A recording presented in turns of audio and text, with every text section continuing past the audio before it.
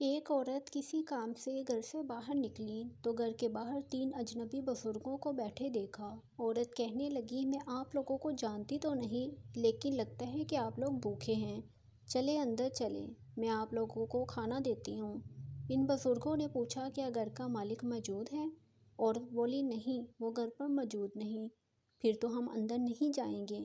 رات کو جب خاوند گھر آیا تو عورت نے اسے سارے معاملے کی خبر دی۔ وہ کہنے لگا، انہیں اندر لے کر آؤ۔ عورت ان کے پاس آئی اور اندر چلنے کو کہا۔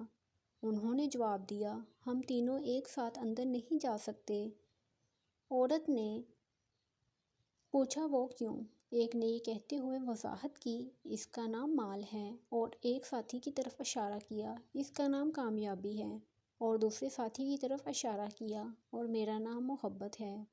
اور یہ کہتے ہوئے بات مکمل کی کہ جاؤ، اپنے خاوند کے پاس جاؤ اور مشورہ کر لو کہ ہم میں سے کون اندر آئے۔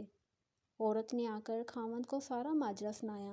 وہ خوشی سے چلا اٹھا، کہنے لگا، اگر یہی معاملہ ہے تو مال کو اندر بلا لیتے ہیں، گھر میں مال و دولت کی ریل پیل ہو جائے گی۔ عورت نے اپنے خاوند سے اختلاف کرتے ہوئے کہا، کیوں نہ کامیابی کو دعوت دیں۔ میاں بیوی کی یہ باتیں ان کی بہو گھر کے ایک کونے میں بیٹھی سن رہی تھی۔ اس نے جلدی سے اپنی رائے دی، کیوں نہ ہم محبت کو بلا لیں اور ہمارا گھرانہ پیار و محبت سے بھر جائے۔ خاوند کہنے لگا، بہو کی نصیحت مان لیتے ہیں، جاؤ اور محبت کو اندر لے آؤ۔ عورت باہر آئی اور بولی، آپ میں سے محبت کون ہے؟ وہ ہمیں مہمان نوازی کا شرف بخشے۔ مطلوبہ شخص اٹھا اور اندر جانے لگا تو اس کے دونوں ساتھی بھی کھڑے ہو گئے اور اس کے پیچھے چلنے لگے۔ عورت حیران و پریشان ان کا منہ دیکھنے لگی۔